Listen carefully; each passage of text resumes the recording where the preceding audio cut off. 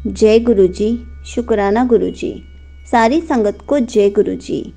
संगत जी, हमेशा कहा जाता है कि गुरु जी हमें सबसे पहले हेल्थ ब्लेस करते हैं, क्योंकि हमारी हेल्थ अच्छी होगी तो हम भी अच्छे रहेंगे।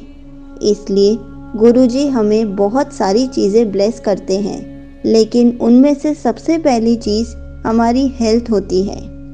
गुरु जी हमें धीरे धीरे सब कुछ देते हैं, लेकिन उसमें थोड़ा सा टाइम लगता है। हमें कोई भी जल्दबाजी नहीं मचानी चाहिए कि गुरुजी हमें ये दे दो, हमें वो दे दो। गुरुजी हमें धीरे धीरे सब कुछ ब्लेस कर देंगे।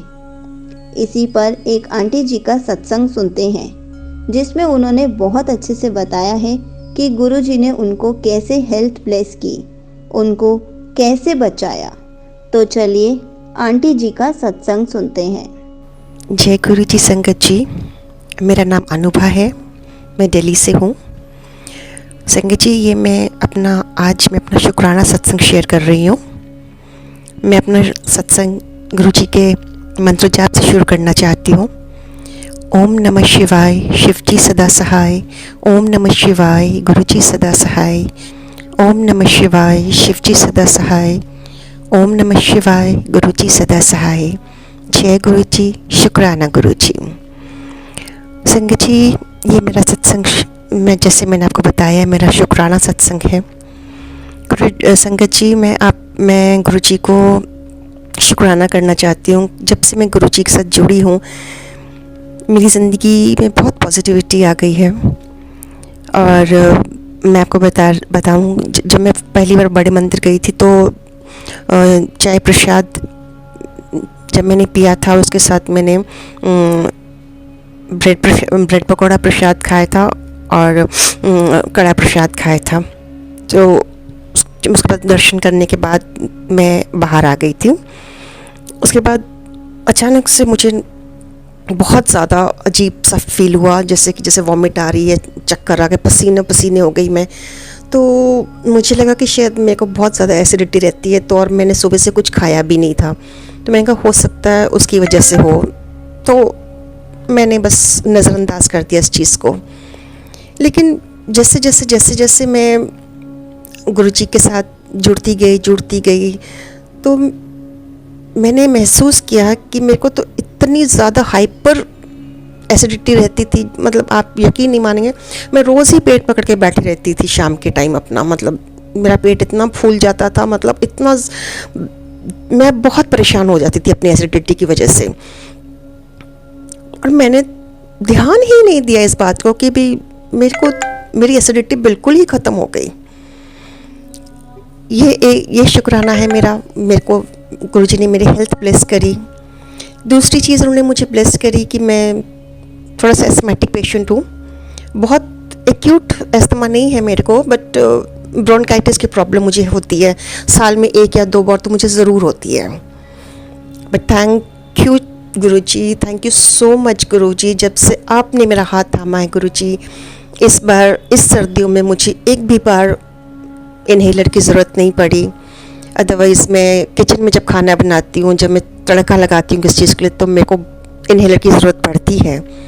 But thank you so much Guruji कि मुझे उसकी ज़रूरत नहीं पड़ी। गुरुजी, संगत जी, मैं आपके साथ एक और अपना शुक्राना सत्संग शेयर करना चाहती हूँ। लास्ट संडे में हमारे नोन टू हैं, तो मैं उनके यहाँ आगे कहीं सत्संग था, उनके आगे नोन टू में। तो उन्होंने मुझे बोला कि भी सत्संग है तो आप आ जाओ, आना चाहते हो? तो मैंने कहा बिल्कुल आऊँगी, अगर गुरुजी का बुलावा है तो मैं ज़रूर आऊँगी। तो संगत जी, मैं गई, सत्संग अटेंड किया, बहुत अच्छा सत्संग था। और जैसे हमेशा होता है, हर सत्संग में मेरे को इतना रोना आता, और मैं इतना रोती हूँ। और मैं मतलब सिर मैंने नीचे करा, और सर्दी थी तो मैंने अपना शॉल भी उड़ा हुआ था सिर पे, तो और मैं अपना मुंह थोड़ा सा छुपा भी रही थी लोगों से कि लोग क्या कहेंगे कि ये इतना क्यों रो रही है। बट ठीक है, गुरुजी की जैसी इच्छा गुरुजी की।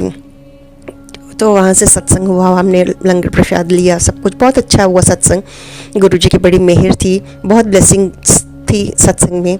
फिर वहाँ से हम लोग वहाँ से वापस आने लगे तो उन्होंने मेरे लिए गुरुजी का एक बड़ा स्वरूप फ्रेम करवा के रखा हुआ था, तो वो उन्होंने मुझे गिफ्ट करा। तो